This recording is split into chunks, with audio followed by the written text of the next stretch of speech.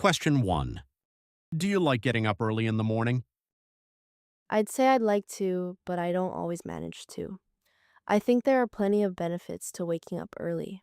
For example, you have more time to prepare for the day, like reading, exercising, or even meditating, which can set a positive tone for the rest of the day. It also gives you more time to get things done.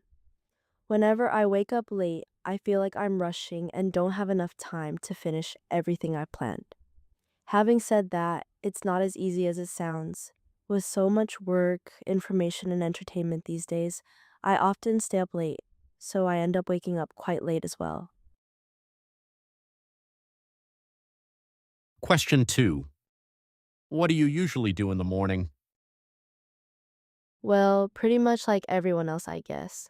The first thing I do is get ready for the day, have a shower, and get myself cleaned up. Then I usually prepare something quick for breakfast and make a cup of coffee before starting work.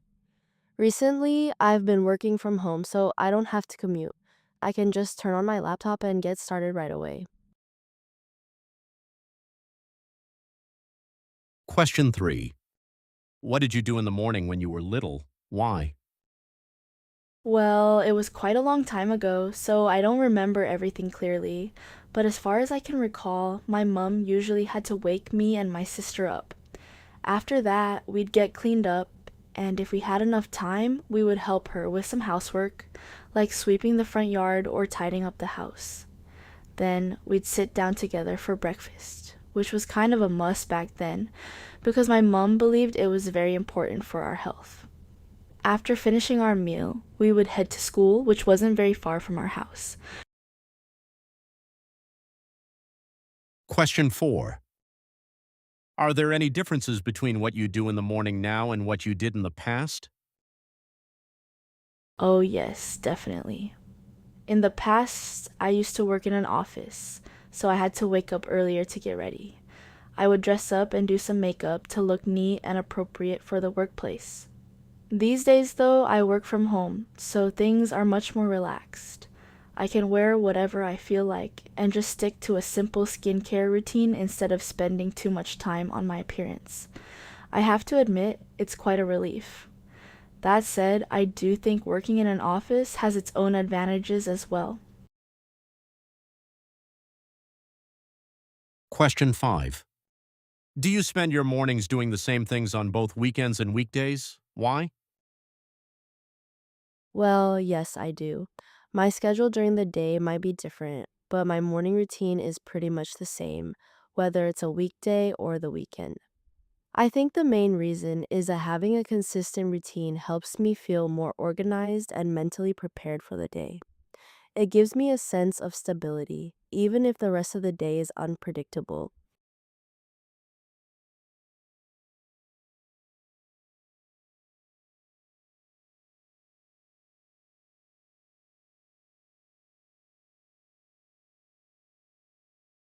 I like to talk about my friend Lily, who runs every day. We've been friends for ages, and I only recently found out more about this habit when we were discussing yoga and health. She told me that when she was living in Japan, she started running after realizing that her health was gradually declining and that she didn't have enough energy to do everything she wanted. She also mentioned a colleague of hers who took part in triathlons, which involve running, cycling, and swimming long distances. He once told her that with consistent effort, anyone could achieve that level of fitness. So she decided to give it a try. At first, it was quite difficult. On her first day, she could only run a few hundred meters. However, she kept at it every day, and little by little, she improved. Now, she can run up to 10 miles without getting too exhausted. She also said that she feels much stronger and more energetic throughout the day. I really admire her discipline and determination, and she has encouraged me to take up running as well. To be honest, I've been trying to find ways to incorporate it into my daily routine, but it hasn't been easy. I'm more of a night owl, so waking up early is a challenge, and in the afternoon, I'm usually tied up with work and studying. That said, I know these are just excuses, and I do want to build this habit. I'm planning to start small by continuing my daily yoga practice, which I already enjoy, and then gradually add running once or twice a week to improve my physical fitness.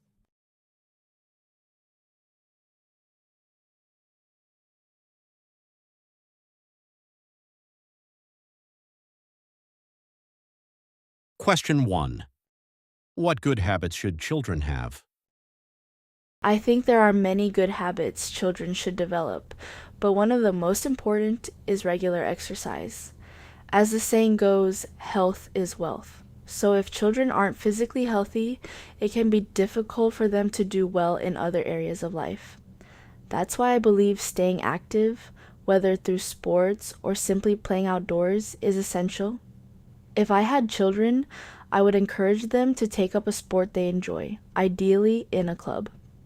This not only helps them stay active, but also gives them opportunities to develop important skills like teamwork and communication, since sports often involve interacting with others. Besides that, I think having a healthy diet and reading regularly are also important habits. Eating well supports physical development, while reading helps children gain knowledge and broaden their understanding of the world. Question 2. What should parents do to help their children develop good habits? I think one of the most effective ways is for parents to act as role models. Children tend to observe and imitate their parents' behavior. So, if parents want their children to develop good habits, they need to practice those habits themselves first. Another approach is to create an environment that encourages positive habits. For example, if parents want their children to read regularly, they could set aside a specific time for family reading and even create a small reading corner at home. They might, for instance, read together every Saturday morning. It's also important to keep these activities enjoyable, so children associate them with positive emotions. This makes it more likely that they will stick with these habits in the long run.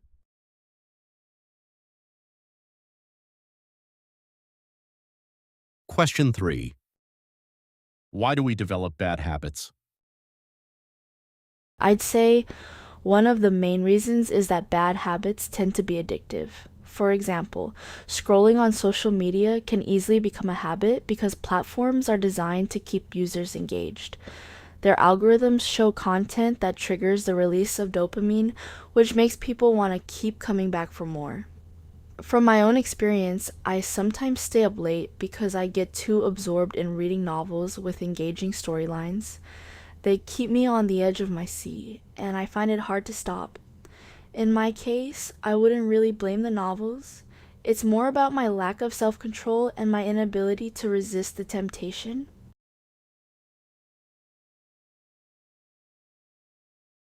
Question 4. What can we do to get rid of bad habits? I'd say getting rid of bad habits is quite challenging. From what I've read, one effective approach is to remove the triggers that lead to those habits. For example, I've been trying to go to bed earlier, but I often get distracted by my phone. So, one solution is to keep it out of reach at night, which makes it harder for me to stay up scrolling or reading. If that's still difficult, I could also ask for support from others, like getting my sister to remind me or help me stick to my routine. Another useful strategy is to replace a bad habit with a healthier one. In my case, I've thought about trying meditation or reading physical books before bed.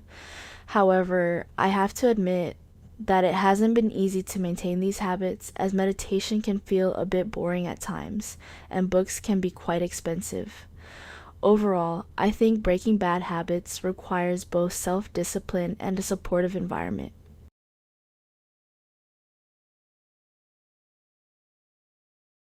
Question 5. Do you think a person's good habits would influence those around him or her? How?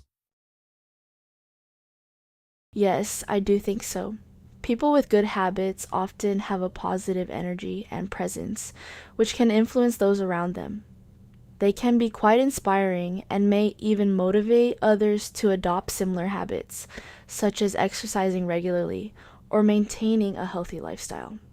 In many cases, these individuals also achieve success in different areas of life, so they naturally become role models. As a result, others may admire them and feel encouraged to follow their example in order to improve themselves.